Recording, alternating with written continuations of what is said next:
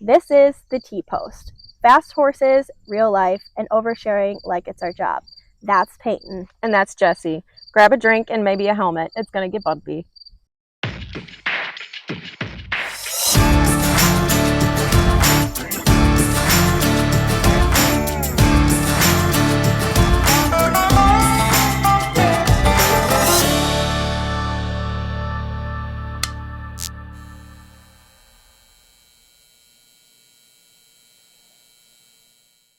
All right, so starting off today, it's a wonderful Sunday. Yeah, it's the last day of August when we're recording right now. I don't think we've ever recorded on a Sunday before.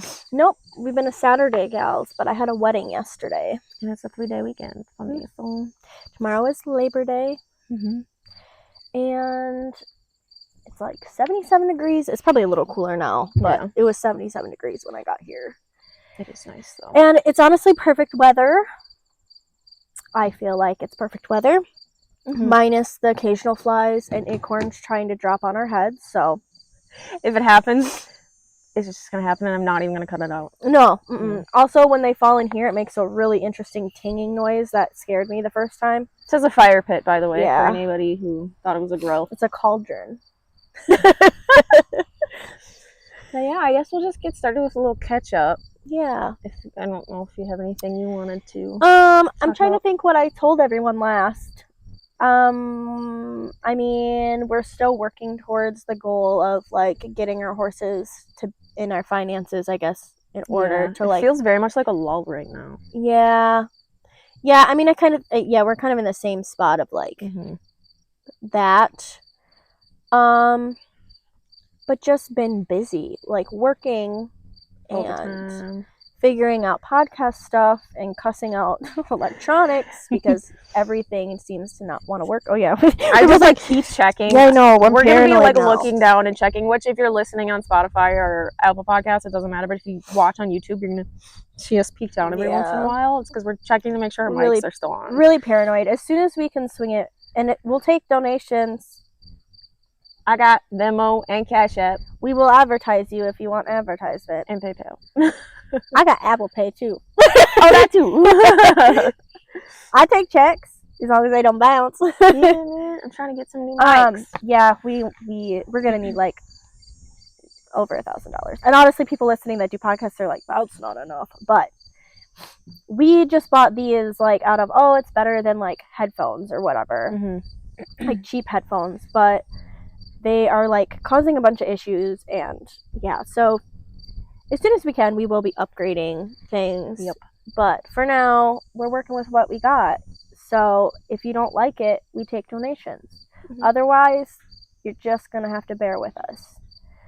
I'm trying to sync. I also apologize. I say a lot, and I'm trying to be better at that. I say yeah, when I'm like just talking and listening to you in a conversation. I noticed through my telling my horse story podcast that I will say and then like so yeah, and I say so I say so yeah constantly. So I'm working on it to be less annoying, but honestly I don't know how much I'm gonna be able to. You're just gonna have to deal with some things. I almost said too, and then I said you said yeah, I full on. So if you raw dog the I said I caught myself, and then you finished the for me. That's okay. But we do Bluetooth connect our brain cell. I don't know if you knew this, but we do share a singular brain cell. And sometimes she has it, sometimes I have it. Sometimes it's up in the Kuiper belt, if you know what that is. Sometimes her future mother-in-law has it. We've learned. Sometimes it's taking vacations, and I think it's from Europe because no one can find it a lot of the times. So it's on the island of Yap. Where it originated. Yeah. So I don't know if you have any like specific life updates, like your life. If there's anything that you wanted to share. I have updates, I just don't know. No, you don't have to share those ones. I have personal updates that are not being shared yet. And if you're watching this, you're welcome. Hey. Hey, girl, hey. But yeah, with horses, I guess same spot. My wedding photography is picking back up, which is super exciting because I knew I missed it, but getting back into it, especially It's the like wedding I did yesterday, I really picked up. I really missed, but I realized yesterday how much I missed it through yesterday's wedding shoot. So yeah, I'm just happy to be back at it, and it's just something that works. I can schedule into my life really easily, and I can edit with my kids home. Are you eating acorns too? Yep, she's eating acorns. You little shit. Also, acorns don't taste good, green or brown. Don't eat them. No, tastes like a twig. Your child was interesting. Yeah. But she is always. I had to, yeah. Well, and then I'm like, what does it taste like? But here's the thing. I caught my daughter last weekend. She had something in her mouth, and I look at her, and she spits out the top of an acorn, and she has the rest of it in her mouth. And I said, what are you doing? And she said that she'll, like, suck on acorns sometimes. And I said, spit that out, because 1, disgusting. 2, you're going to choke on it. What a way to go. And so she did. I don't know if she's doing that at her dad's or not, but it kind of, like, she told me she does at her dad's. So I don't know if she's still doing that, I guess is what I meant to say. But it's like, don't. You're going to choke on an acorn. Also, gross. If you want a peanut, I can get you a peanut. And then the girls, the horses, were eating acorns. Which, before anybody comes in, is like, oh my gosh, those are toxic to horses.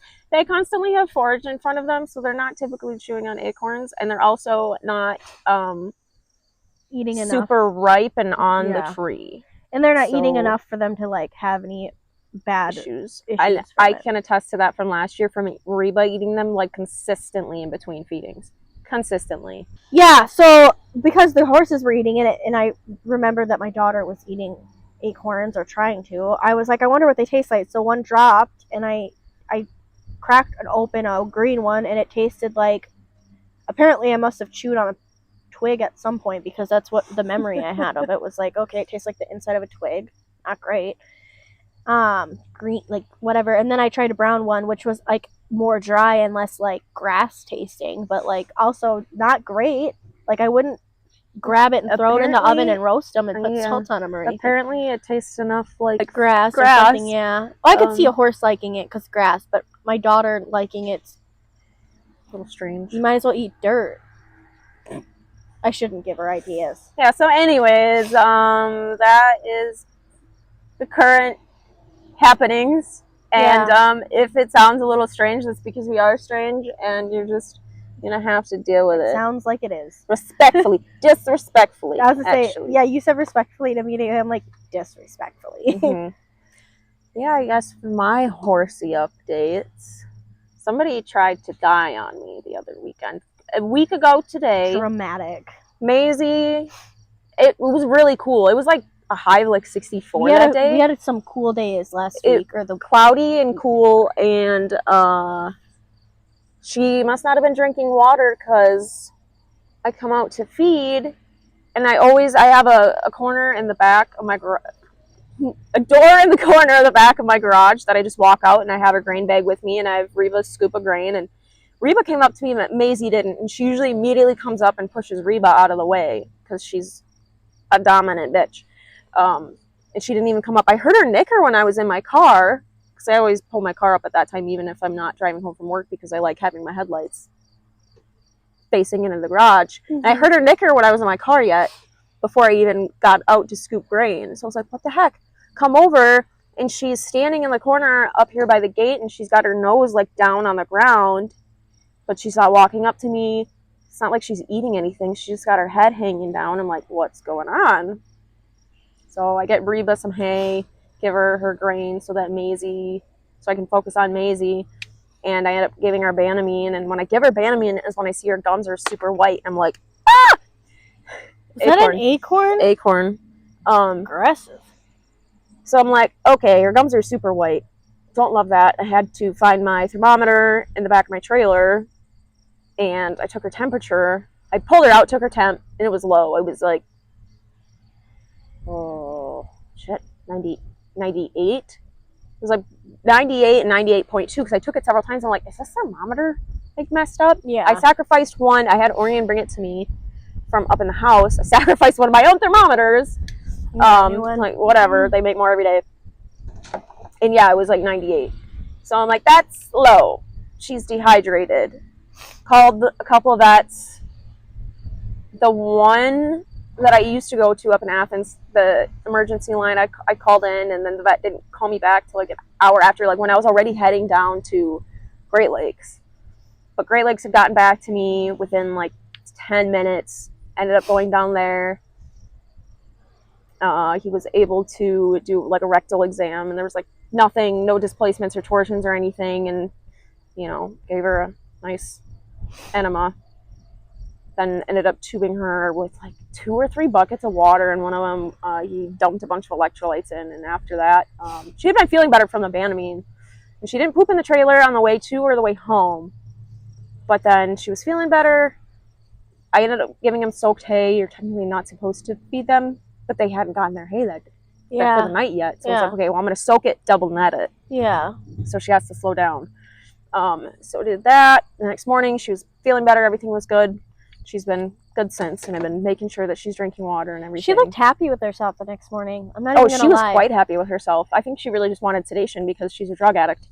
But yeah, so that's how that went, and she's been better since, and I've been very attentive, paying attention a little bit more. Yeah, it sucks because our temperatures just went up like in the past couple days, and now they're gonna drop again. And so here's a PSA to you. Well, I guess you guys aren't going to see this until it's later, but when your temperatures are shifting wherever you are, if you can watch the temperatures, that's when you need to watch your horses the most typically, and make sure that they're drinking their water, because it might be warm enough where you don't need a heater, but the water gets too cold, and if you have like a picky horse or something, they just might not drink as much, because even if it's just cooler, because on a warmer day, they're just naturally going to drink more water. You naturally drink more water when you're warmer, right? So I've actually been feeding. My allergies are so bad. The ragweeds are killing me. The ragweed. Freaking ragweed. I already started feeding a tablespoon of salt in the morning and at night in their grain since like this past winter when we got a cold snap. There's a nutritionist that I follow on Facebook. She's actually in Minnesota, and she's not like a rep or anything. She is just a solo nutritionist. So she had recommended that, and I've been doing it ever since. And that apparently didn't help that day. But then I gave her some electrolytes like the next day, and that made her drink more. I noticed that there was a lot less water in the tank after that, so it worked. Yeah, so feeding salt. You can feed them 2 tablespoons a day, 1 in the morning, 1 at night. And if you can, like if you're not feeding a round bale, if you're anything like myself and you feed hay in nets, soak that crap. Like even if you dump a couple buckets of water on top of it. Yeah, it's not going to hurt it any. No. For sure. Because if they're eating it fast enough that it's not sitting there and getting moldy. Oh, yeah. Then it's fine. Yeah, don't do it on a round bale. No. But like, if you're feeding, squares or whatever. But yeah, just a little PSA, because horses like to try to kill themselves, so that's something that helps. Yep. Mine take every opportunity to try. Like eating acorns. Dramatic. I'm going to have to rake. I'm going to get blisters on my hands raking acorns on the dang pasture. Reba says, I hope you clean them up. I'll eat them all. I'll eat all the acorns for you, Mom. Please don't. Look at her look for them. Yep, grabbing acorns. Crunching on acorns. That's exactly what she's doing. And those ones are brown, so I'm not as worried about those. And she's got a belly full of hay, so. But yeah. Yeah, I think for updates, that's kind of where we're at. Just learning curves of the podcast stuff, working. Lots of working. The days are going by really fast. I feel like I literally feel like I hate it. This is our second podcast that we're recording, but it's not. I know. Like, Isn't it crazy? Yeah. But I just feel like just keep checking. I couldn't see yours. Yeah, mine like flipped. I know. Down. So yeah, I think that's kind of it, and we are gonna get into the podcast, I suppose. Get into the episode. And you see this big beautiful book on my lap. Big beautiful book. Don't say whatever you were gonna say. God's watching. He's gonna whop me on the head with an acorn. Jesse, get it together. But yeah, so I just had this kind of feeling. I was actually listening to Fresh Life Church, and I was thinking to myself, what if we did like a short little like Bible study in the beginning of some of these episodes? At least, I mean, I would ideally every episode, but we do record 2 in a day, so yeah, we're hoping to up that as well. Yeah, as technology allows, and our learning curves are less curved. It would be a lot easier, but yeah, so I just kind of had this feeling we should probably do like a little bit of like a Bible study. I feel like that is a huge part of the reason why we even started this in the first place. Yeah, so we just didn't get much of it with our horsey stories because there was just a lot for that. There really wasn't room for it. But episode 1, we did talk about some God stuff, and I mean that was the whole point of this podcast. Well, maybe not the whole point, but like one of the big factors of it. It's become like more and more prominent, as we're like thinking of like episode ideas and stuff and segments for episodes. Well, and it's kind of all tying in too, where like, and it does, like God ties in with everything. You can't put them in a box, but you know, we talk about horses and these experiences and how we're learning, but like God's also using those experiences for us, you know, and the Bible relates for that. And so I think being able to tie that all in and not just excluding, because I do feel like some people exclude it because maybe they are like slightly nervous about like putting like religion into it and freaking out like their listeners. And I can understand that, but for me, I'm like, no, like I if you don't like it, that's fine. You don't have to, but I need you to understand the fullness of these experiences that we're having and why I learned this and how I learned this and how it all ties in. Because to me, I'm not giving you. I touched it. I just want to make sure I didn't turn it off. If I don't tie that all in, I'm not giving you the fullness of my lesson and how I learned from it and how I grew from it. And, you know, either that can be a warning for you to not have to learn the hard way like I like to, or if you are going through something similar, you know, it helps you through it. But to me, it just wasn't a second guess to bring in God and the Bible and all of that. And I will like to do a little PSA. We're not like preachers.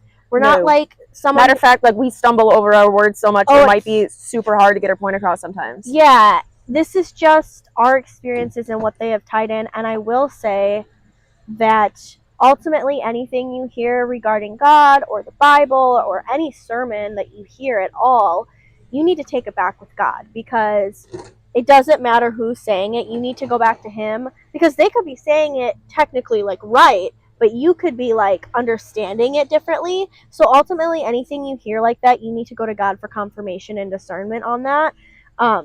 So I would also like to say that with us too, especially because we aren't someone who's like dove into the Bible like at that level and like studied it that way. But I also think it makes us a great candidate to say these things, because it might be a little bit more relatable. Yeah. And also it's God's word, so ultimately it's not that we're preachers and we said this. No, it's God's word. That's all it is. Yeah. And it's not necessarily about who said it. We might be able to make it more relatable, but ultimately it's for our purpose. It's not it has nothing to do with us. So no, but I just want to give that PSA, because I don't want people to think that we like all of a sudden think we're high and mighty, because it's actually the opposite of that. It's actually like, look how dumb I am and how God corrected me and how He's guiding me, and He can do it for you too. And we did have a PSA in some of our show notes. I don't know if anybody actually even looks at those, but like ultimately you don't have to believe in, you don't even have to believe in God to listen to this podcast, and you don't have to listen to it ultimately if you don't want to, but I still think there's lessons in it, and there's still things that can be taken away from it. And if that leads you to God and to having a relationship with Him, that's great. But ultimately, like, He leaves that up to you. It's your choice. Yeah. So yeah, and I think, you know, I think I might have gone over it in the episode that you're editing for this coming week. I think I might have mentioned it, that I did have one person reach out to me that was like, I love your podcast so much, and I hope it's okay in reaching out to you, but like I'm realizing I kind of like want to start like a walk with God. Mm-hmm. And it was just cool to like see how it's not about me. I actually like cried about it a lot because I was like, I'm not qualified for this. I'm a mess. I'm a 7.5 out of 10 crazy. I hope he's watching this. But like ultimately, I mean, there's so many stories in the Bible where it's like, he doesn't call the qualified. He qualifies the called. Yep. And the Bible's real, and miracles still happen, and God's not dead, and these aren't just stories of things that just happen then. This stuff still happens. And really, that's the real tea. And that is the tea. You had actual tea there. I just have water. I had to spill it. You did spill a lot. But yeah, so we want to jump into, and it's not going to be like a huge long dealio. I think I can kind of just bring something up, and Jay is real good at taking that and just running with it. Yeah, she's the one that's keeping us on course. I will take us on side quests. I like side quests. Go on an adventure. So, everybody knows John 3:16, I feel like. Mm-hmm. Like, they got songs about it. Keith Urban has one. But, instead of 3:16, John 3:17. For God did not send his son into the world to condemn the world, but to save the world through him. And I feel like that goes along with like what we just said with our PSA. Jesus didn't come to the world to condemn people. No. It's just to show you the way. Yeah. Whether you believe that or not, like I said, that's your choice. You can take it or leave it. He's not going to force it on you. Yep. And I think that's actually something I've been... Glissies. And it's not from the wind. See them. Yes, it happened before the breeze even hit. That's actually... It's so funny because I actually don't know what she's bringing up. But it's really funny that you do bring it up because that's actually been a subject that's been like heavy on like my mind and my heart lately is like condemnation. I think I have received, I think that's the word, right? Condemnation. I think I've received a lot of it, and it all came out of love. It came from people who really did want the best from me, but I know how it feels, and I might have been that person for a while, not necessarily even like about Jesus per se, but just like random life things. Mm-hmm.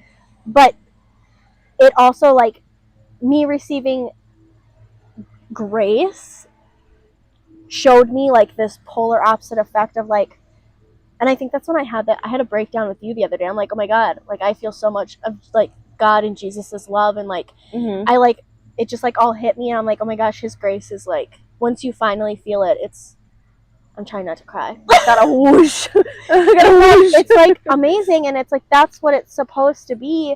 We're not supposed to sit out here and condemn people. Now, don't get me wrong. Like there's certain things that you got to stand up for yourself. Like someone comes in your home and tries to attack you, you're not just gonna give them grace, right? You're gonna grab your pew pew and protect yourself. Yeah. So like, context clues here, but like, yeah.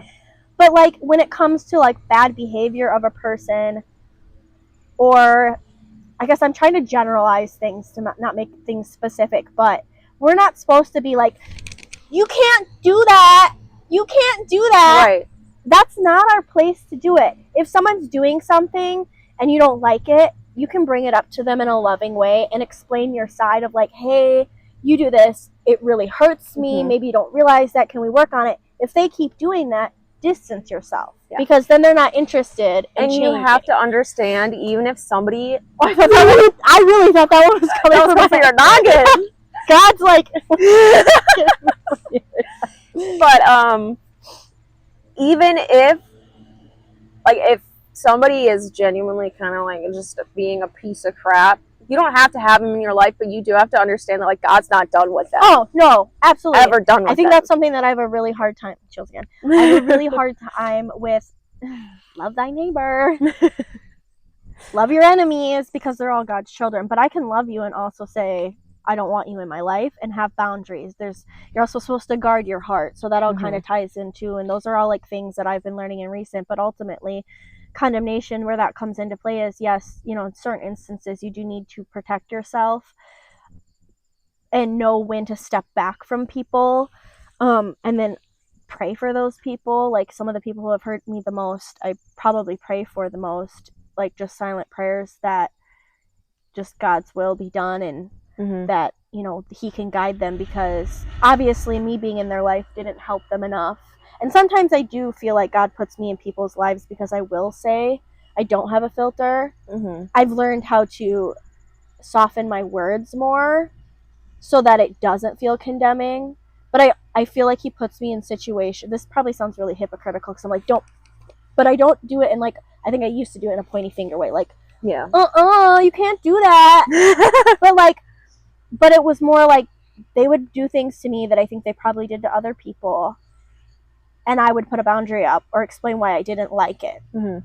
But I'm more graceful about it now. And I also know people's actions say more about them than it does me now, so I don't take it as personally. And like, I'm realizing that like everyone operates out of a spirit of some sort, so it's either the Holy Spirit or it's not. And so like, it's just finding that line of like, you know, helping people where you can, trying to like work through things, and then if you can't, just having the boundaries to step back, but then still pray for them. I mean, if you want to, I would recommend. Doesn't cost you a thing to do it. But yeah, Jesus didn't come here. I mean, he did flip some tables.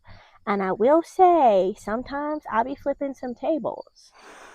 Every once in a while, I do flip a table. And usually, in the end, it comes out the way it's supposed to. It just gets a little messy.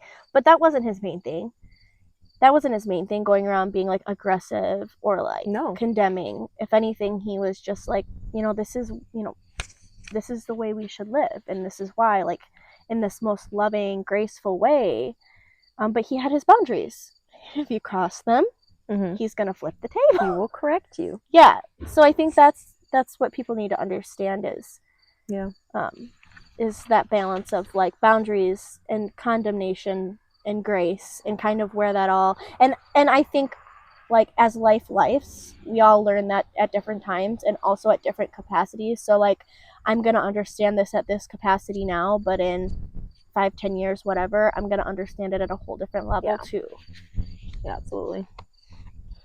So staying in John 3, I was just gonna read the one verse, but I think having a little context, we'll start at 3:26. So John was baptizing at Aenon near Salim, because there was plenty of water and people were coming to be baptized, and so him and Jesus were baptizing people. And there was one Jew that had come over, and he made a comment to John, "Rabbi, the man who was with you on the other side of the Jordan, the one you testified about, look, he's baptizing and everyone is going to him." And basically it comes down to John 3:30, he must become greater, I must become less. So in this context, if you think about like back 2,000 years ago, I can't it's remember. not so relatable. But just in the matter of living your life, like, you need to understand that it's not like the ways of the world aren't what are meant for you, and it might be so easy to get caught up in it. But if you take the time to realize that, like, there's a better way. Yeah. And sometimes it's hard to get back on the path of a better way. And sometimes, a lot of times, it's really painful. Yeah. When you've lived in the world for so long. I say this out of experience, not condemnation. Yeah. So he has a plan for you, and when you are getting caught up in everything, like with your horses and with barrel racing, and like there's been so many times where it's like, oh, this whole summer I'm so frustrated because, like, why can't I do this? Why can't I do this? Well, I don't know what plan he has for me. Or how this all ties in. Right. And if I knew, This was the video that I sent you the other night that like clocked me. You clocked me with this one. This was Levi Lesko. It's not clocking to you. It's not clocking to you that I'm standing on business. That's what God said to me through her. But yeah, so I'm quoting a different preacher from Fresh Life. But he was essentially saying, if you knew the things that God had planned for you, you would pray for that instead of the things that you're praying for right now. So if you take the time to be obedient and and really just like slow down and listen and like figure out like what am I being shown here and pray about it, you're gonna come to a point where you realize that like things aren't happening the way that you want them to because they're not meant to. I have a few things to say. Yeah. Side quest. Put the helmet on. Here we go. Grab your wine or your water or both. Two things. Hold on, sorry, squirrel. What was the last thing you said? God's timing. Okay, so yes. It's God's timing, and we see that all the time. God's timing is better than our timing. Yes, but this is like a deeper version of that, or version, not version. It's like a deeper level of that, because it's just really easy to say God's timing, not mine, and that's one of those things too that I feel like a lot of people like say, but they don't really understand, or it's said as such a almost passive aggressive type way of like, not passive aggressive, dismissive is the word I'm looking for. Of God's timing. Yes, you're right. And I think this ties into episode 1 where we're like, but it also is painful. Mm-hmm. And that's okay, because that ties into, God refines us in a refining fire. It's going to be painful. Growing pains are painful. Mm-hmm. Removal of the things of this world is extremely painful. Losing things is painful. But if we can lose that, we now gain so much more. And tying into that with God's timing, and if we knew what he knew, we would pray for that. Right. And whatever. One thing that completely changed my life, I started praying this 3 years ago, a little over 3 years ago. It was right before I met Denny when I started praying that, which is very interesting now that I'm talking about this. I started praying that God's will be done in my life, specifically wording, and I do this every day in my like little journal thing I do. I pray that God's will be done on earth as it is in heaven in my life and everyone's life attached to me. Today and every day going forward. And then I just ask him to show me what he wants me to know and nothing else, because I have a squirrel brain. I don't need to be getting confused with the stuff that I think I want to know, but I actually shouldn't be knowing right now. Yeah. So I ask him to show me just what he needs me to know. Yeah, and a big part of God's will being done is obedience. And it's so hard. That is hard too. Like, you're probably going to hear me say that a lot, but I just feel like it's not acknowledged. It's like, yes, this is so true. Like, but we can acknowledge it hurts and it's a struggle. Like, I just feel like it needs to be acknowledged that, it's okay. And it's so okay to like be upset when you don't understand. But something I've learned through my hardest days is like, when I don't understand, those are always moments that when I look back on, I'm so grateful when it comes full circle and he gives me clarity. I'm so grateful he did it that way. And the more times that happens, the more patient I feel like I become in those frustrating periods. But you're still probably going to break down. And when you do, giving your emotions to God, that's something that I've learned really heavy in recent. It's like, why do I feel this way? Like, what are you trying to show me here? Like, how am I supposed to respond to this? What am I supposed to do? What am I not supposed to do? Am I just supposed to wait? Sometimes it is waiting. And for me personally, the hardest thing is waiting because I just want to fix all the time. Yep. Horses, people, myself. All of the above. Nothing that's like handyman stuff. That's a boy's job. But that all like ties in. And oh gosh, there was something else I wanted to say here. Oh, when you were talking about how like, even when we're doing God's will, all right, like we feel like we're aligned with him, we're running at running, walking, crawling, whatever pace he wants us to be, at the things that we feel that he puts on our hearts. sometimes I feel like with me personally, he has taken things away that I have put my identity in, and my identity is not in barrel racing. Yep. It is not on the skills that he, I shouldn't say, the gifts he's given me that I have cultivated skills on. We talked about that the other day. It was like, well, I could do that better. And I didn't mean it in a cocky way. I meant it in a, I've just like worked really hard, so I would hope at this point, years in, I could do things a little bit better. But it's not, my identity isn't in those things. And I kept putting my identity in relationships, in horses, in goals I wanted to reach, in my businesses, like all these different things, in my children. And it became an idol. And he did try to correct me so gracefully. I think he just needs to clock me with an acorn or something. And he will gradually try to guide you, but he starts off quiet because he is so patient and has so much grace with us. And that's why it hit me that one day where I was like, I'm so sorry, Dad, I'm just dumb. I'm just an adult teenage girl. I don't know what I'm doing. Just a girl. Thank you so much, but also I don't deserve any of this. And we don't deserve any of it. And I know I'm like taking 5 different side quests, but it all ties in, I swear.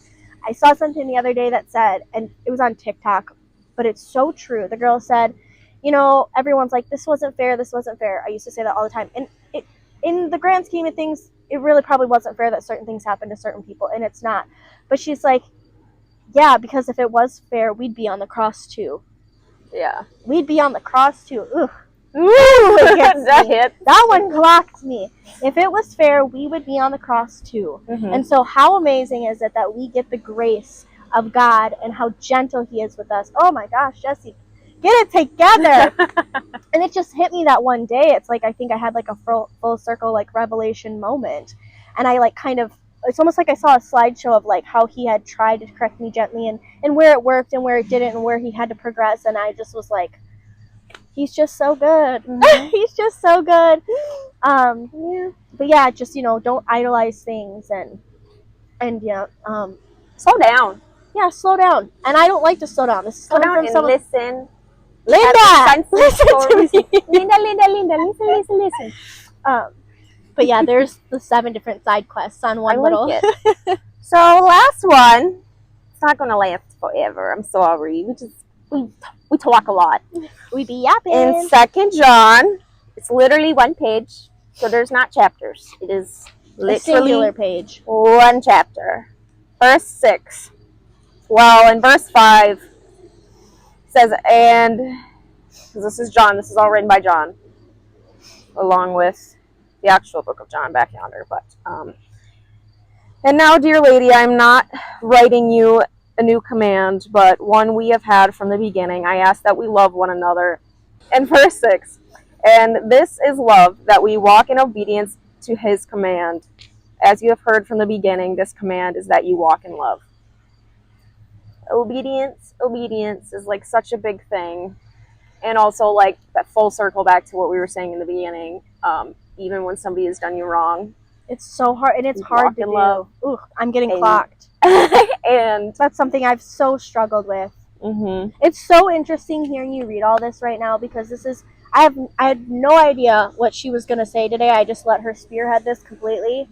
And these are all things that were so heavy on me, like in the past couple weeks, of me just like understanding these verses at a deeper level, and like not just hearing them, but just like I think actually getting real context to it and just like real, like a deeper meaning.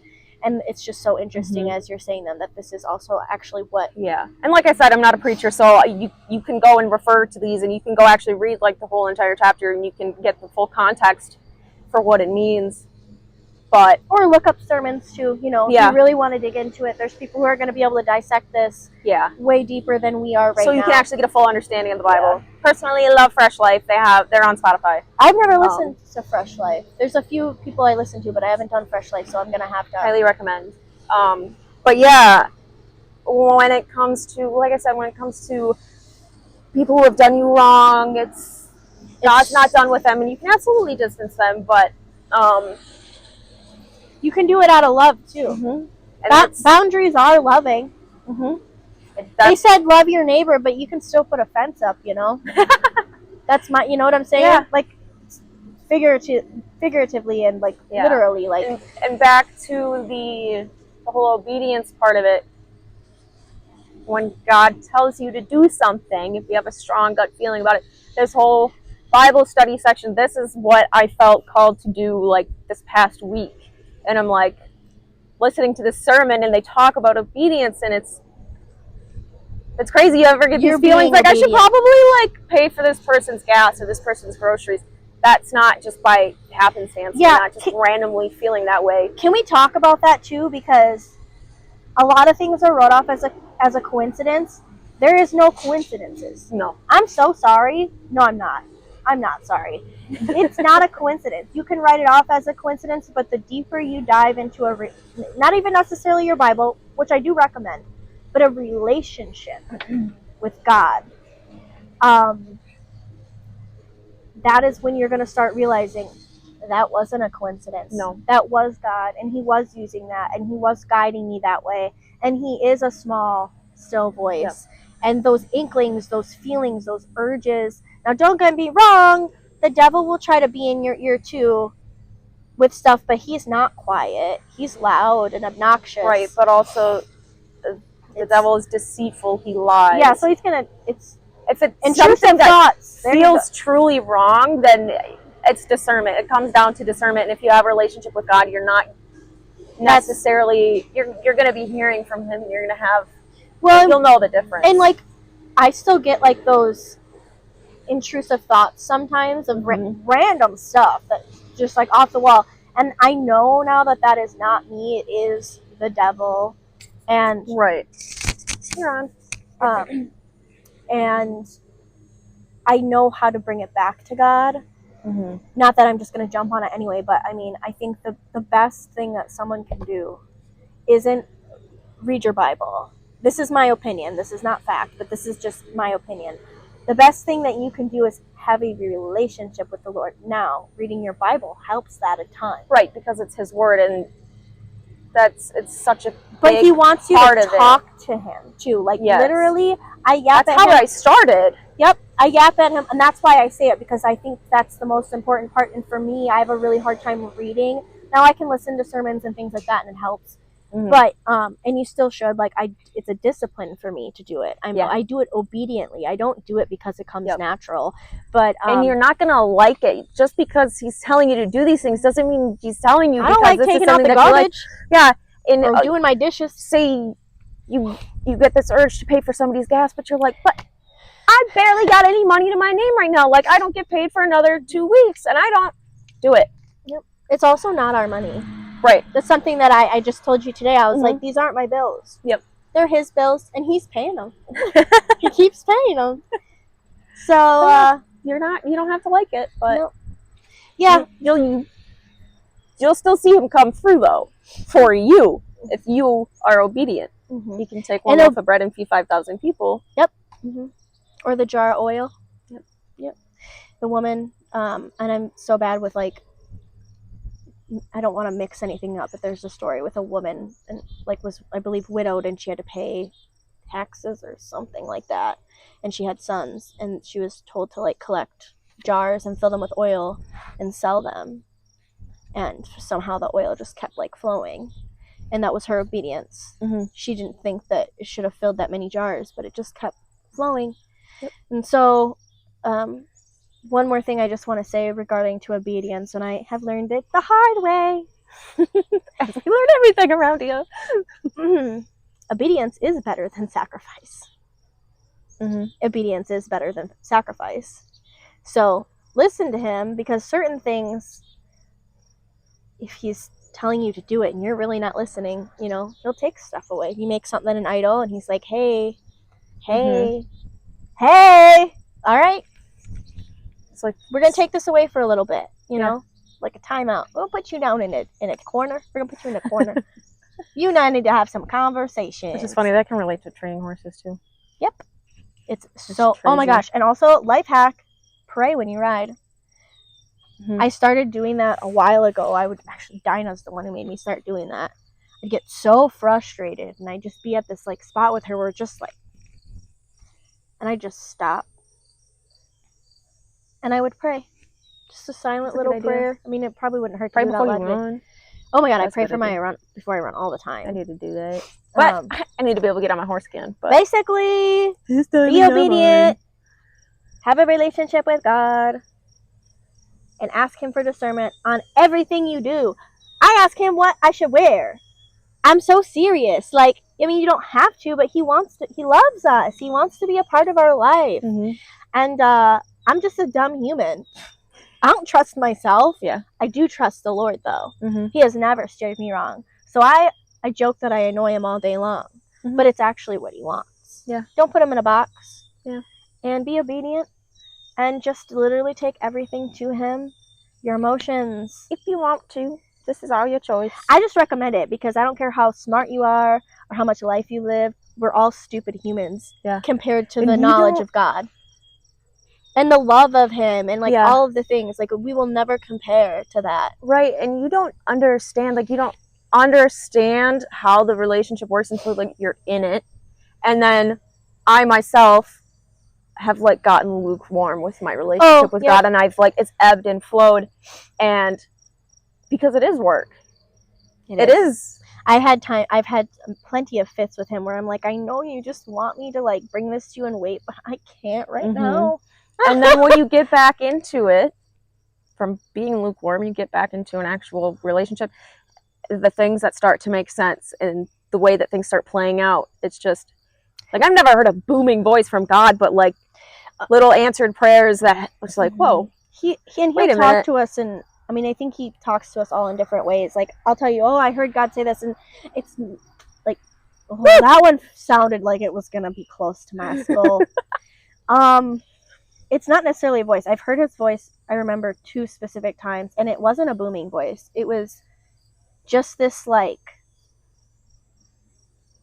calm but like confident voice, and I knew when I heard it that it was Him. And I didn't start second guessing it until I started like rethinking back what I had heard, and then I was like, wait, was that?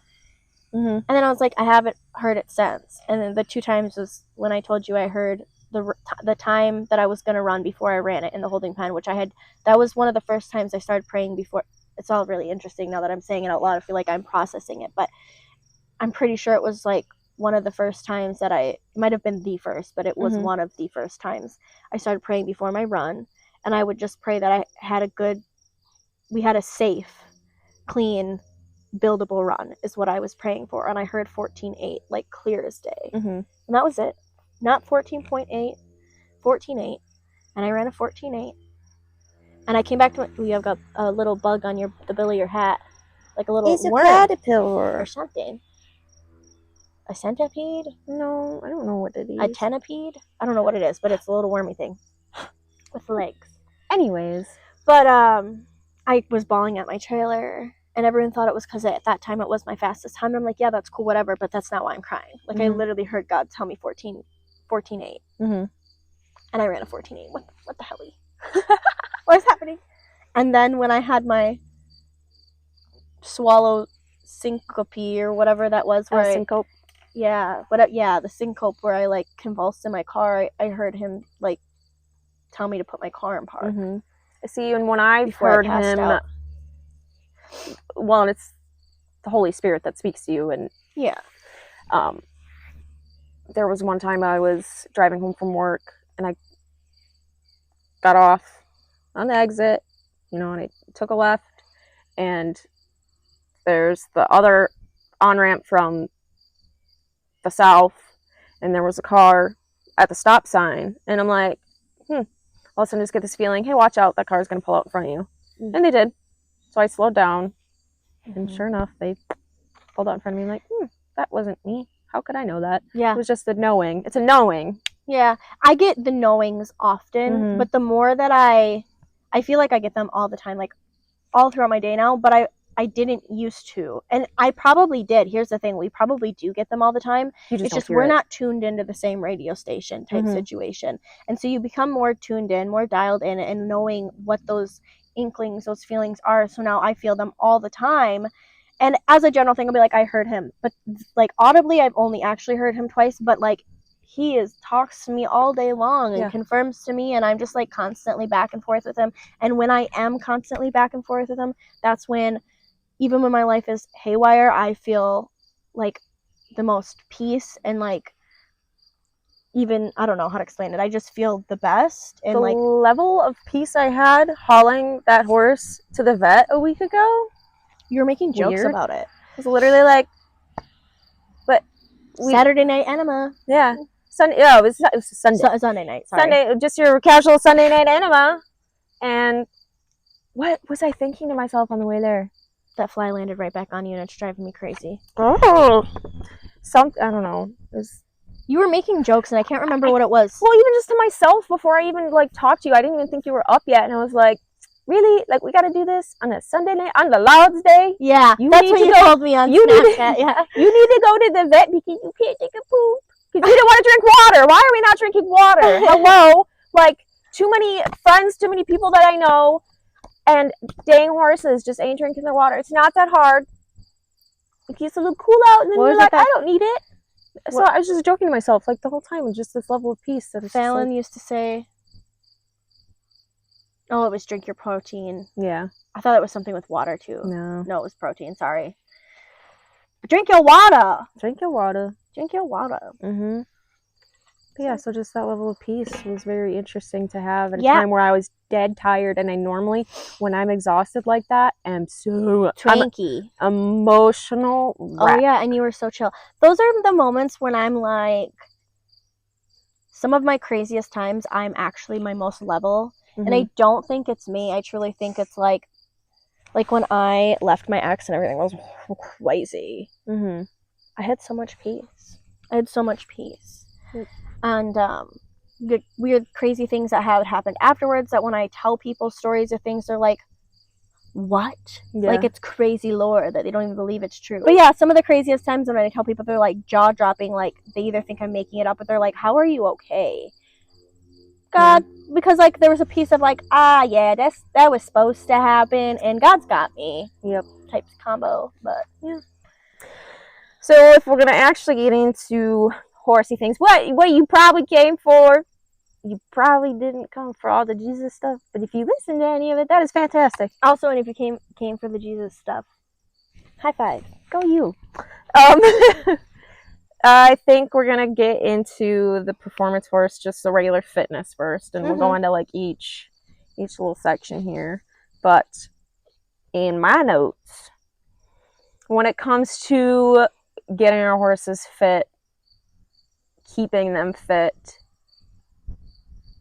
I think a lot more people need to take into account like how good groundwork, lunging, and in-hand work can be for your horses.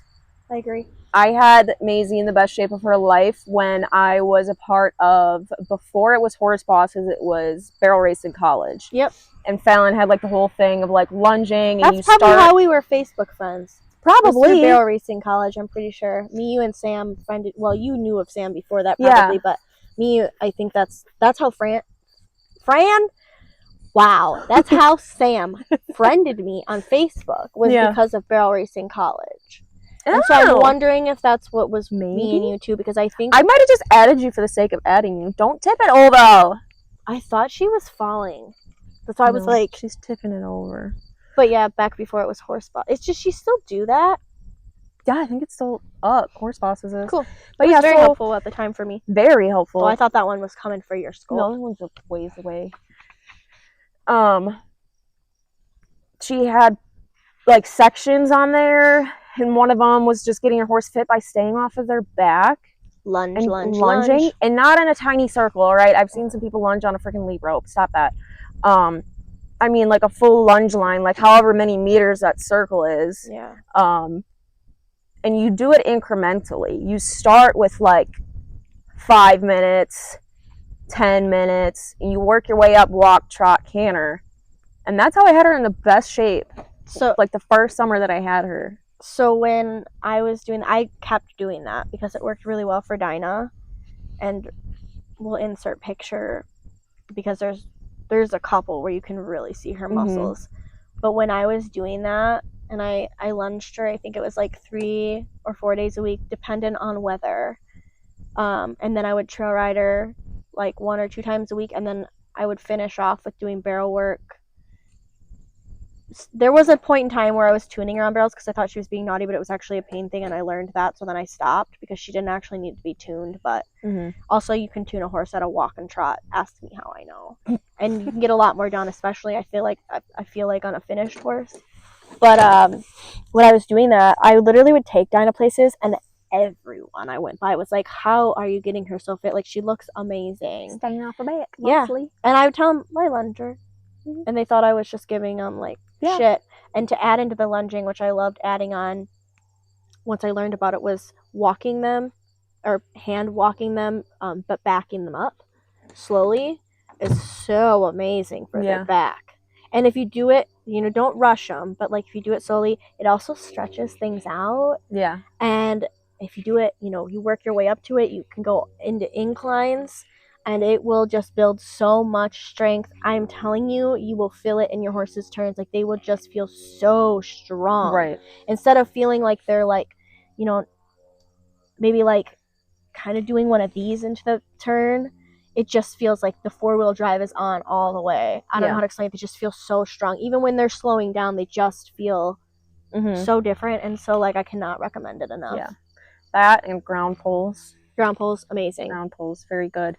Let me look at my. If you have here. Like, because at one point I had access to like this like pond, and on the edge of it, we could trot the edge of it. So I would trot and walk through like different lengths of water where it was like essentially ground poles, but a little bit more resistance, and I could control it on the deepness of how far we were in. Yeah, it just provides resistance, and it makes them think about where they're placing their feet. It works with proprioception. I think that's what it's called. Yeah. And just their awareness. I think that, horses can't physically lift weights in the way that we do to work our muscles for resistance. So that's their resistance training. And that's why like the underwater treadmills are so fantastic. Yeah. Because it provides that resistance. Yep. I love an the ones that are treadmills / like spa situations. Amazing. I'll never tell you guys if I win the lottery this week, but you'll know. There will be signs. There'll be signs. So with that, legging your horse up like months before you start running them. Yeah. Don't be pulling your horse out of the pasture. Ride them. I'm condemning 20 days. I'm condemning you. Yeah. 3 days a week for 2 weeks. I mean, like, if you're going to start running in like April or May, you better be pulling them out like February. I don't care if it's cold out. I don't care if it's Wisconsin, and I don't want to hear, I don't have an indoor. Nah, nah, nah. Do you have a little bitty field? You have a pasture you keep them in? You know what's really great resistance training? Snow. Schnur. Obviously, you need to be smart. When I had Brandy, I was running her pretty much all throughout the winter, and I didn't stop riding her. Now, you do need to be more conscious of like when it's certain how cold it is, because you can hurt their lungs.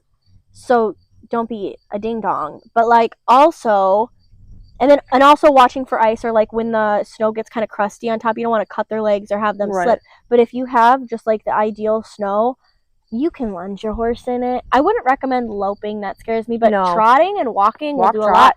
And honestly, just walking and trotting through the snow, I did a lot. Wind literally was so close to I like felt the wind of it.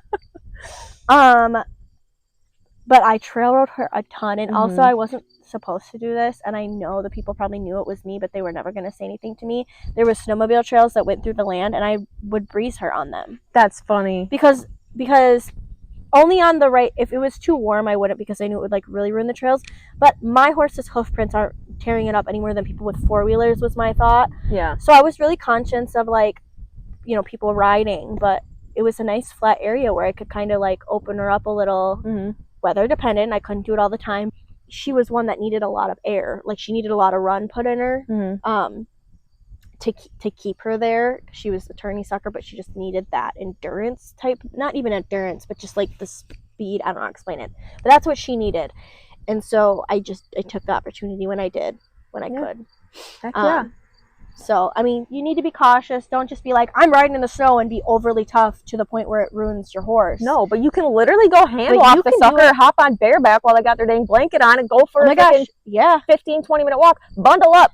We got Carhartt bibs. They sell them at Tractor Supply. I'm getting a onesie this year. I don't even want the bibs. I want a full-blown onesie. Yeah. And I just want to be in my jammies underneath.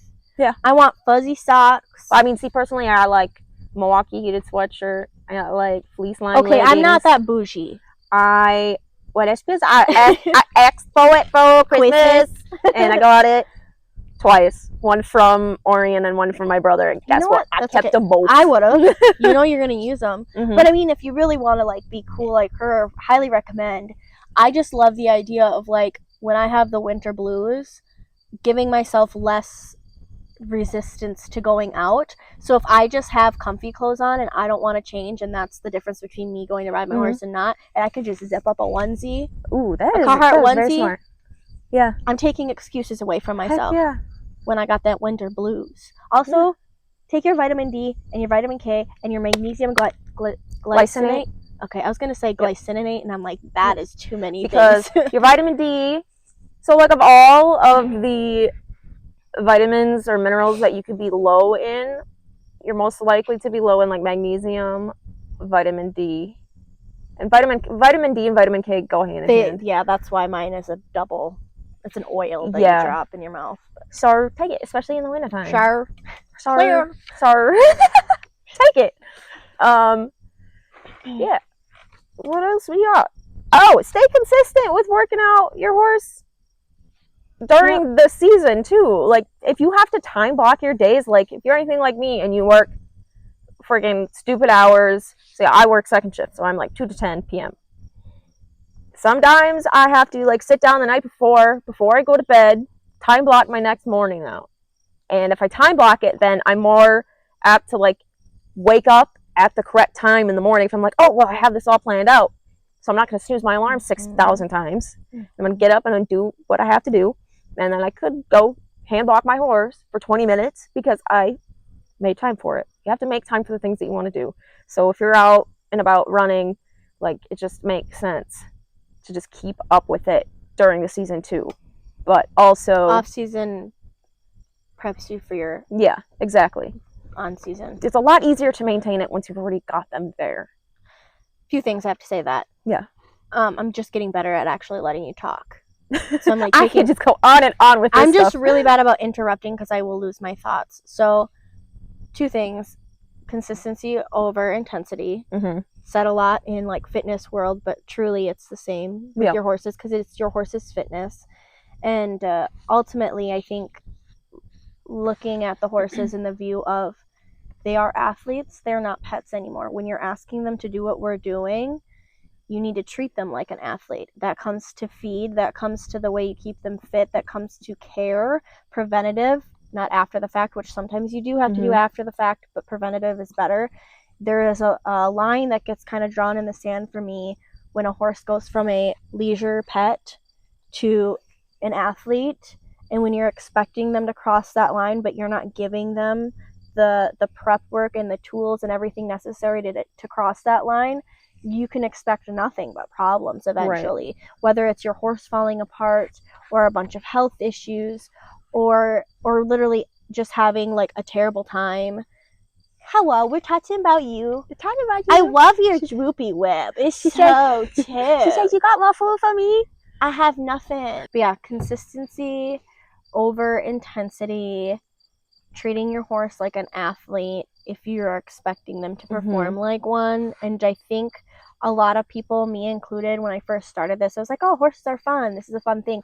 I needed that perspective shift. It wasn't intentionally I was treating my horse differently for what they needed to be, for what I was asking. It was I just didn't have the perspective. So I think having the perspective shift of these are athletes, I'm going to treat them as such if I'm expecting this out of them. And that doesn't mean you need to be in the 1D or 2D or anything to do that. You can have a 5D rocket donkey. Asking your horse to run and use their body, they need to be treated as an athlete and not a pet. And I'm also speaking to my past self. Yeah, so we're not just preaching at you. No. These are things that like we wish we would have realized and made the Sooner, connection yeah. sooner.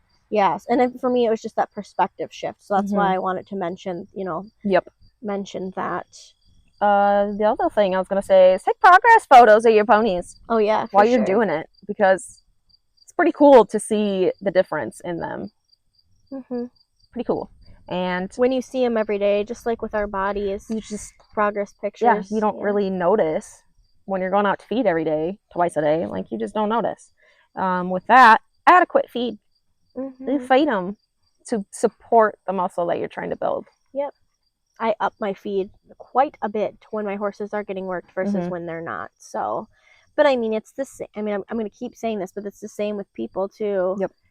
It's funny because I feel like a lot of people think people first, like they think personal fitness and how that all works, and then you start learning about how horses should be, treated, taken care of, whatever, for this, and they're like, oh yeah, it's kind of the same. Like, I can see how, like, it makes sense. I'm the opposite.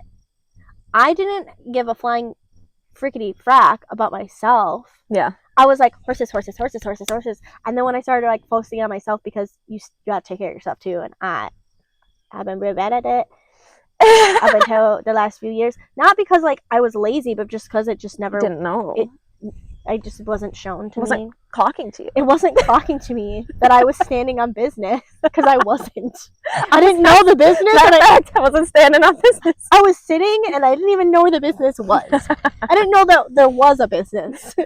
And I didn't know it could stand. Yeah. Okay, so for me, it was the opposite. But I think being able to tie it in, because I think most people probably think the other way. And if you think the same way as me, still, like, it's the same concept of, like, when you're working out and, like, you want to build muscle, you have to eat protein so much more to give your body the building blocks to build those muscles, and it's no different with them. Yep. So next, we're going to get into maintenance.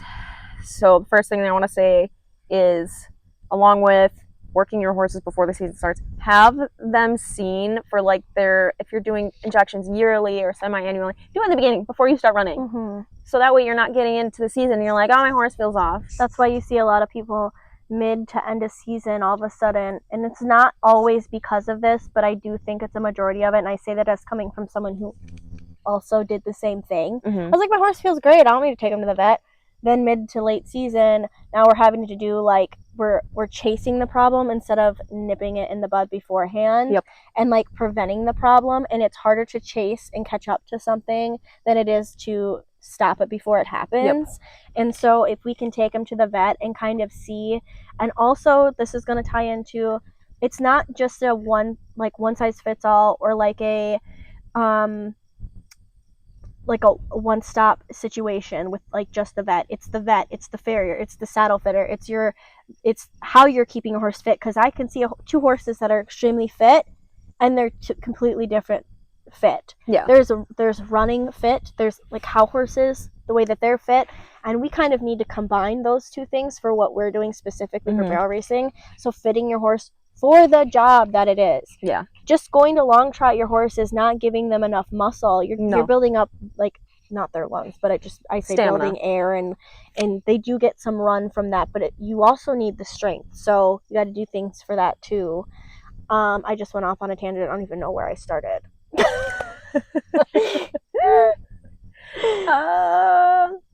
What was the question? I was talking about doing maintenance before the season starts. Oh, yeah. Yeah.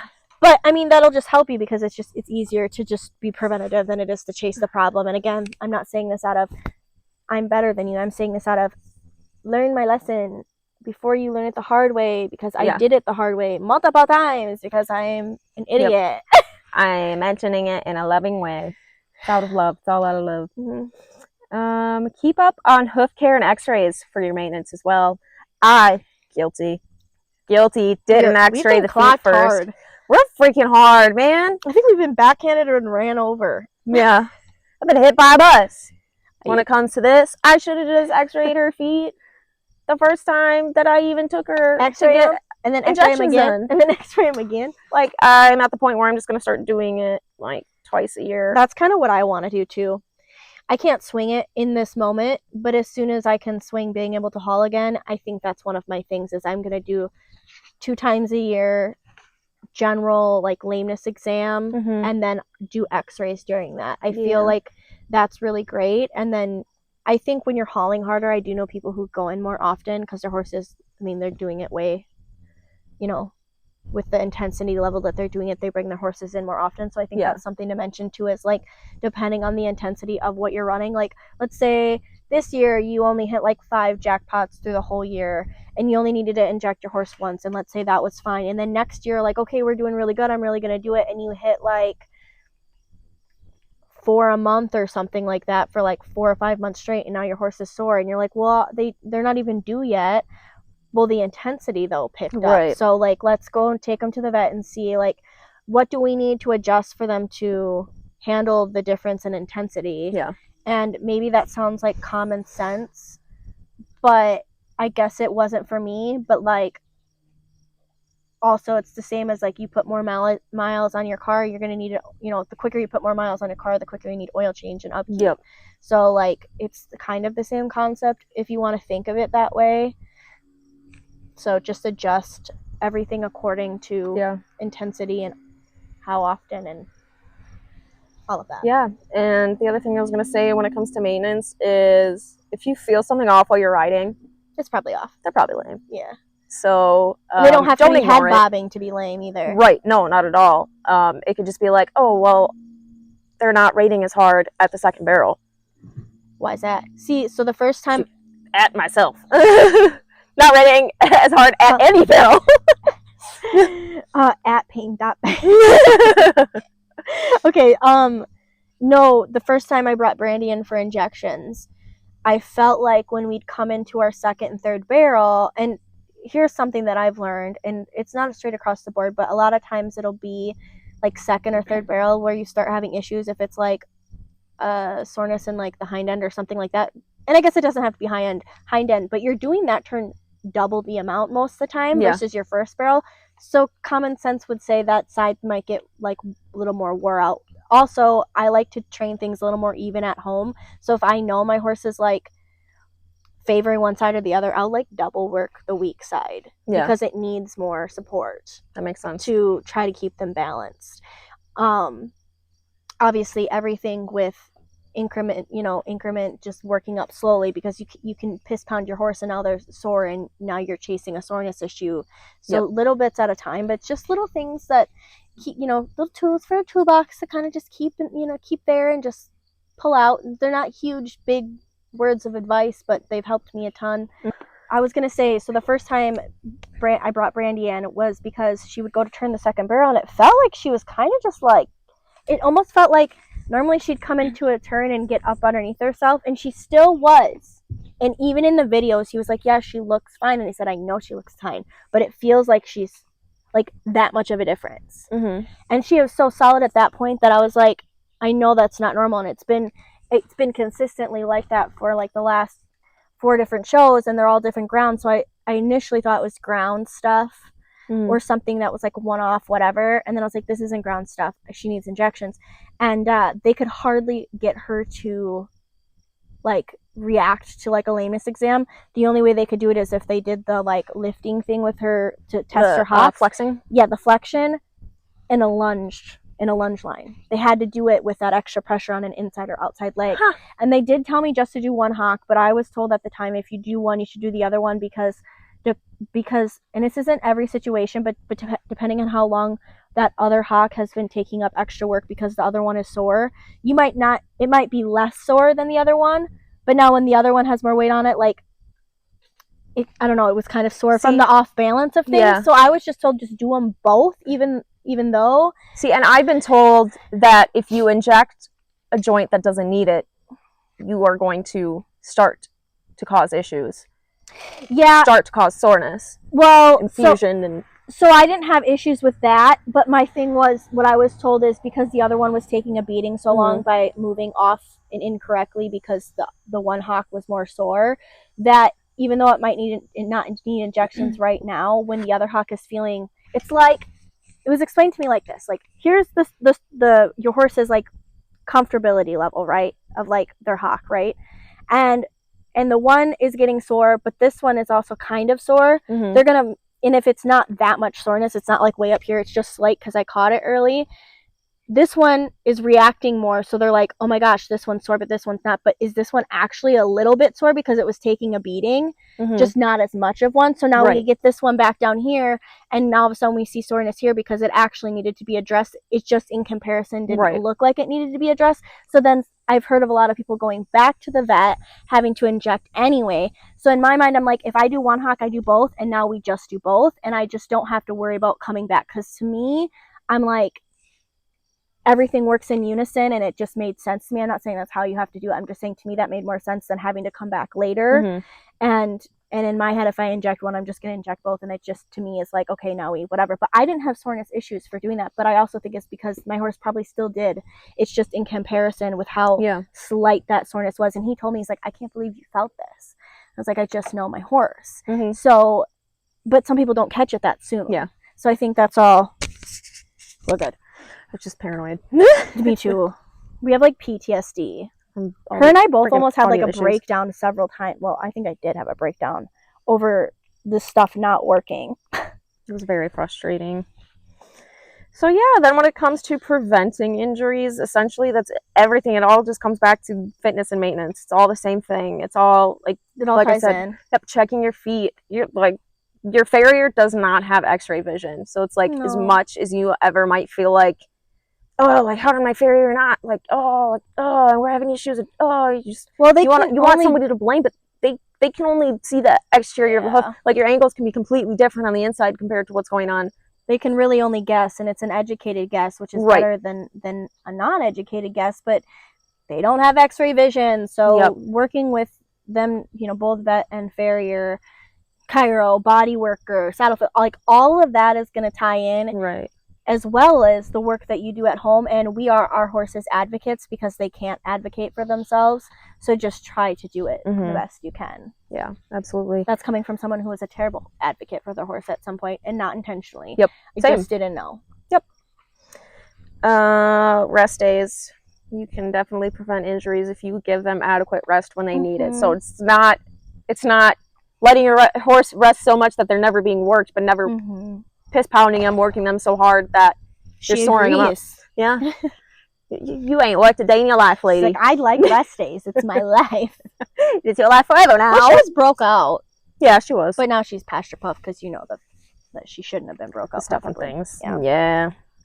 But yeah, that's pretty much the vet on that. But otherwise, if you're gonna go to like your average barrel race, carry your time over. If there is like hot takes, an open and an adult, or there's like NBHA and IBRA and whatever, multiple different associations. There's nothing in here, but you can pretend.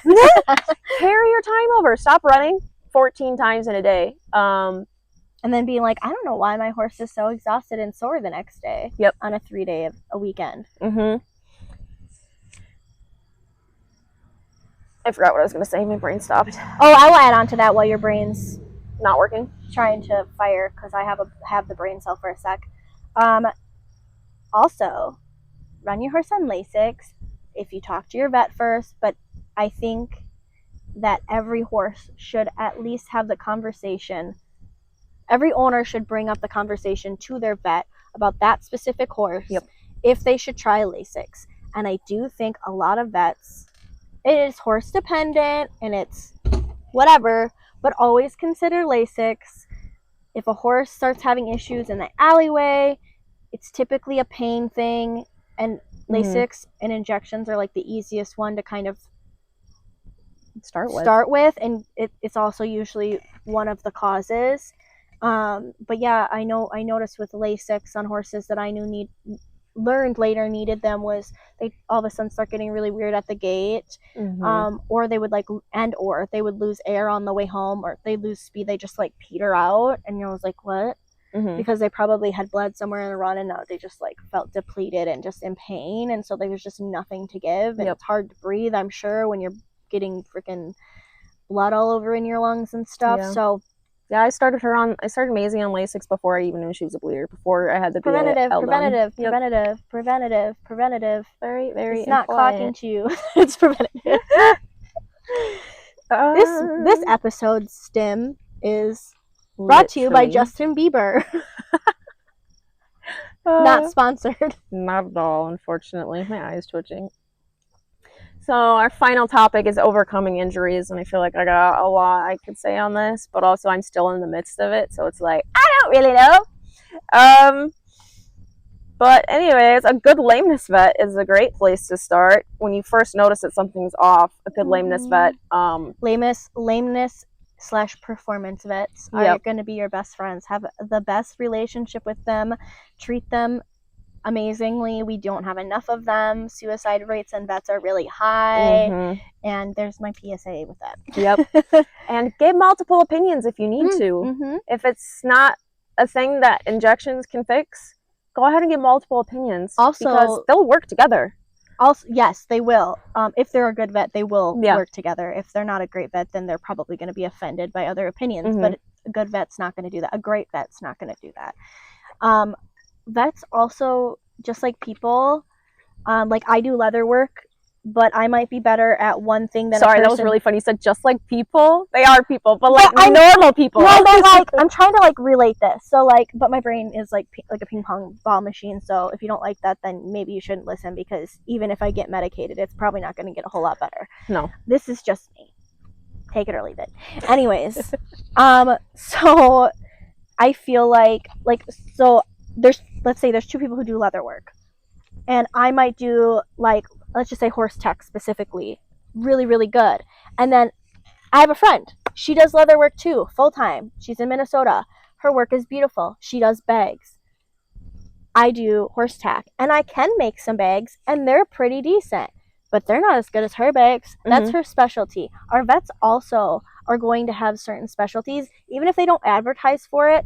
It's just like everyone has a thing that they are more in tune with. Yep. So like there are vets that are better at like maybe like hock and injection things, and then there's vets that are better at like kissing spine stuff. So like that's what's so great about getting second opinions, is they all are probably phenomenal vets and people and what they do. Yeah. But they have a different inkling and specialty. And yeah, and so that's why it doesn't hurt, because they just might see something. It's no different than people with doctors too, like get different opinions. Yeah. But it doesn't make a person bad because they didn't see it. Yeah. It just wasn't their specialty. And then so you learned that, okay, this vet's really good with emergency stuff. This vet's really good with like, you know, general lameness. This one's really great at like the off the wall stuff, like, you know, and this farrier is really great for general maintenance. This farrier only does specialty stuff. Like, yeah, it's not they didn't fix the whole horse, when it's they only are a puzzle piece to the whole puzzle. Right. So, oh my gosh, that was aggressive. And puts her ears forward like, what? I didn't do nothing. Mom, if you don't feed me right now, I'm gonna beat up my sister. Pretty much. Go Grace. It's giving Step Brothers, did you touch my drumstick? Literally. But yeah, so following that, follow a rehab protocol. If you are in a situation like me where your horse needs surgery, follow the rehab protocol. To a T. Yes. Like the hand walking, the whole like twice a day. It's freaking it's not raining and cold, and it's not a suggestion. Do it. Otherwise, you're gonna end up having to potentially do surgeries over. I've seen it with people who, I've seen people online who are like, I would never do kissing spine surgery ever again. Yeah, did you follow the rehab? Well, no, I did it for a little while and it fell off. Well, no shit, it didn't work. It's not the vet's fault. It's your fault for not following through. The rehab is just as, if not more than, important than the surgery, in my opinion.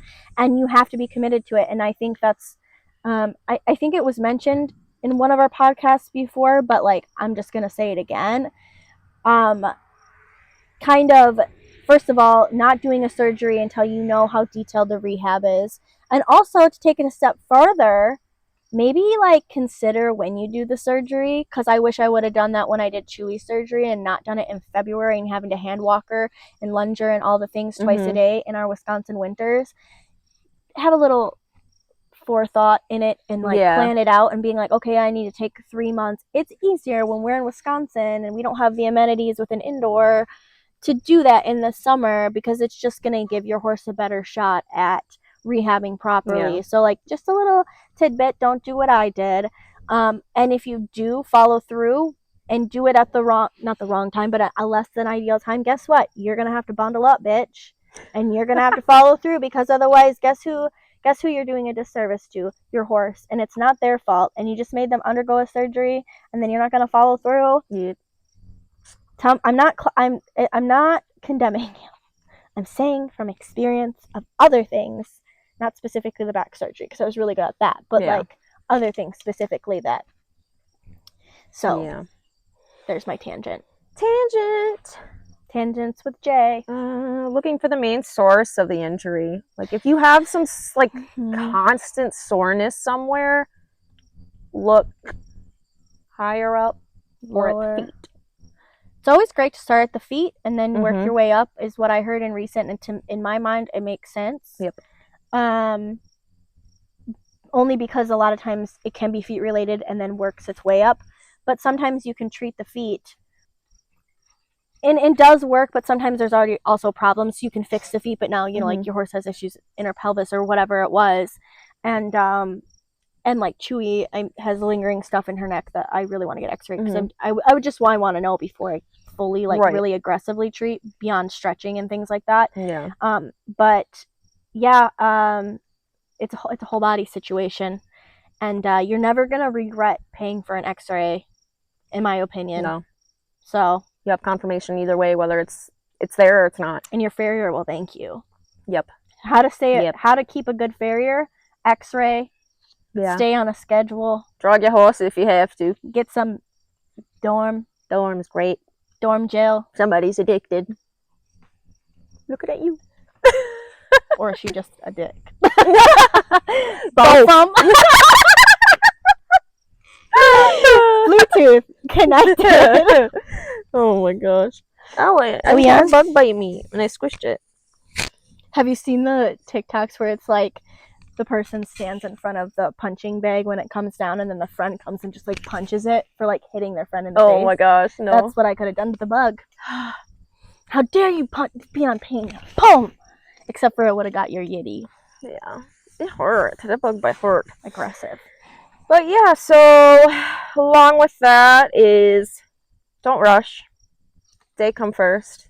You pretty much already stated that. Don't rush them.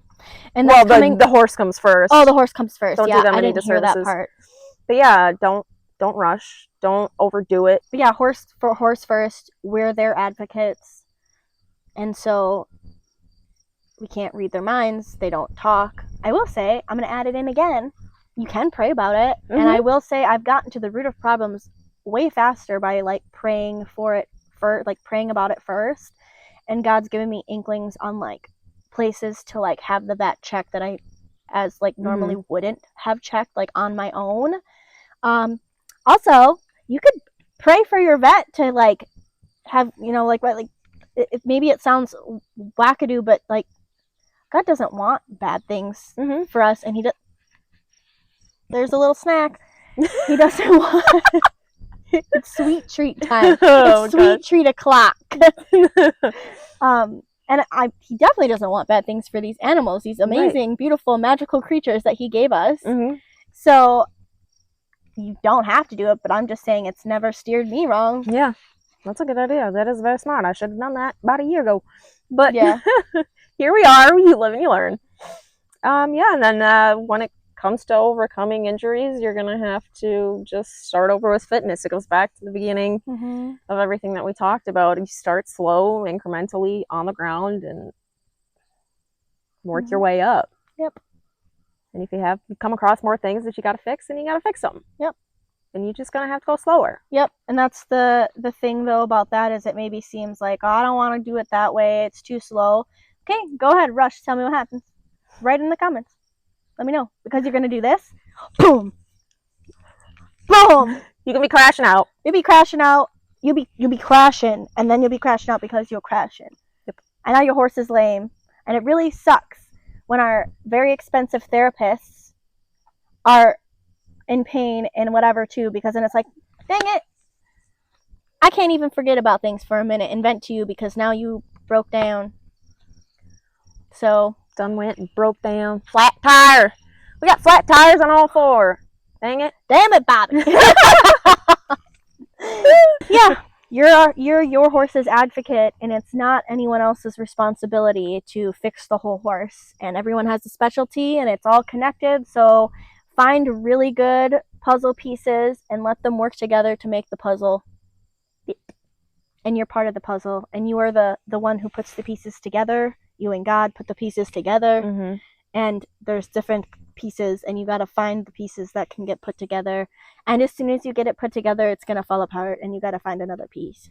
Not to get you depressed, but It does happen it do be happening that day. And then you learn, and then you have that piece is real solid, and it's like cemented in. And then when you come across that problem again on the next horse, you're like, oh, I already know what that is. No big deal. Yeah. And it's all just one nice. big learning curve. You'll get better at it. Yeah. And so anyway, Yeah. I think that's it. That's the that on that. So cheers, even though I have nothing to drink. I'll just cheers you. Yes, I'll take a drink of water. And I hope you guys have a great week. Oh, before you go, we've been really bad at this. Yeah, we have. We have emoji. What? We have Emoji. We have Emoji. an emoji for you to comment. What should we do? So if you listened all the way through, comment the syringe emoji, and you can do it on YouTube and you can do it on Spotify. I learned. I don't think you can do it on Apple. Nope, Can you can't do it on Apple? Okay. Podcasts. Well, Apple, you suck. Just kidding. Also, please rate us and leave us a review. And don't be mean. We did have someone, I don't know who it was because it was anonymous. Anonymous. Do like a lower star review. So our 5 stars went down to like 3 or 4.5 or something like 4.2 or something like that. And I'm going to imagine that, like, if you have actual constructive criticism, You want to let us know. you can let us know. But you don't just leave a low star review Yeah, and then so- not tell us what we're doing wrong. That's why I'm assuming it was someone who was just trying to be petty. A stinker. So if you want to help us get that back up, because ultimately that brings us to more people, and then we can help more people and more horses, and also hopefully entertain people a little bit, because I'd like to think I'm a little bit funny. Come on. That is it for today. Okay, have a good week. Goodbye.